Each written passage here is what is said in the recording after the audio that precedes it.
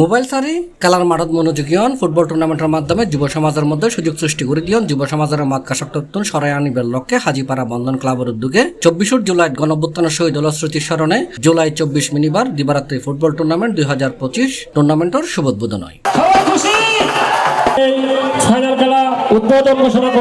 এই টুর্নামেন্টত 32টি টিম অংশগ্রহণ করছে। এর ধারাবাহিকতা 21 ফেব্রুয়ারি 2025 রাত 10টায় টুর্নামেন্টের ফাইনাল ও পুরস্কার বিতরণ অনুষ্ঠিত হয়। দেওয়ানহাট সিটি কর্পোরেশন কলেজের শিক্ষক এবং প্রাক্তন লিও জেলা সভাপতি আবুল খায়ের ও হাজিপাড়া বন্ধন ক্লাবের সভাপতি জাবেদুল ইসলাম রবির সভাপতিত্বে হাজিপাড়া বন্ধন ক্লাবের সাধারণ সম্পাদক আব্দুল হালিম ইমরান ও সাংগঠনিক সম্পাদক নুরুল ইসলামের সঞ্চালনায় এটা প্রধান অতিথি হিসেবে উপস্থিত আছেন তরুণ রাজনীতিবিদ জাতীয়তাবাদী দল বিএনপির আন্তর্জাতিক বিষয়ক উপকমিটির সদস্য ইসরাফিল খসরু মাহমুদ চৌধুরী। অনেকের কষ্ট এখানে জড়িত, অনেকে এখানে অনেক শ্রম দিয়েছেন, সময় দিয়েছেন।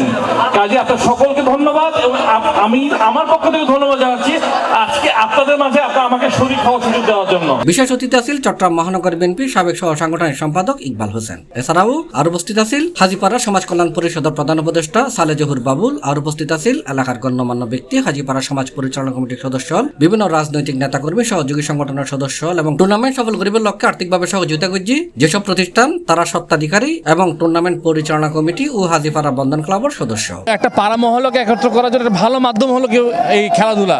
আপনি দেখেন এখানে কিন্তু মাঠে কিন্তু শিশুরা আছে, তরুণরা আছে, যুব সমাজের মানুষ আছে, মুরব্বীরাও আছেন। কাজে এটা হলো খেলাধুলার শক্তি, যে এত রাতেও এত মানুষকে আপনি যদি একত্রিত করতে চান এটা একটা ভালো মাধ্যম। এবং আমি মনে করি এটা বন্ধন সৃষ্টি করে। হ্যাঁ, এটা একটা বন্ধন সৃষ্টি করে, এলাকায় মানুষের মধ্যে বন্ধন সৃষ্টি করে। এবং আমি মনে করি এই ধরনের প্রোগ্রাম আরও হওয়া উচিত। এটা একটা ফুটবল টুর্নামেন্ট ছিল, আমি বেশিরভাগ টুর্নামেন্ট দিয়েছি cricket tournament.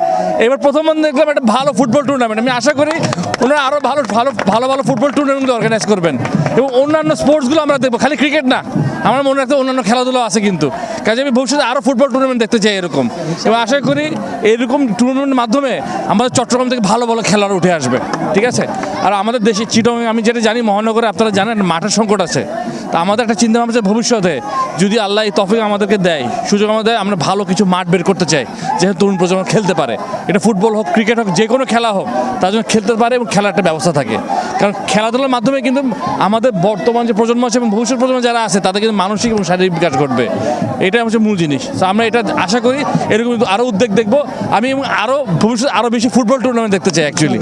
Final Naji Hajipara friendship society বনাম এসপিটি দল মুখোমুখি হয়। খেলার নাজি এসপিটি 3-0 গোলে জয়ী হয়। আর ফাইনাল আর ম্যান অফ দ্য ম্যাচ হই রাহাত। টুর্নামেন্টের সেরা খেলোয়াড় নির্বাচিত হই আজান। দৃষ্টিনন্দন মাঠ, হাজারো দর্শক, আতশবাজি, বিশাল মঞ্চ, গ্যালারি, ড্রোন ক্যামেরা, গান বাজনা সহ পোস্টার ব্যানারত সাইগেল গুই এলাকা। উৎসবমুখর পরিবেশ সৃষ্টি হই এই পুরো এলাকা জুড়ে। খেলার নাজি মানুষজন আছিল খুবই স্বতঃস্ফূর্ত এবং তারা খুব সুন্দর করে এই খেলা উপভোগ করছে।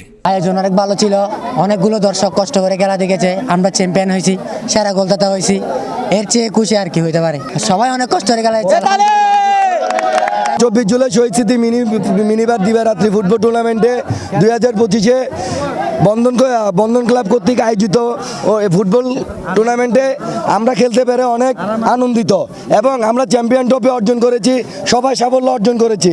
আমরা সবাই মিলে এই সাফল্য অর্জনে একমত হয়ে এই টপিকে আমরা আমাদের আপন করে নিয়েছি। সবাই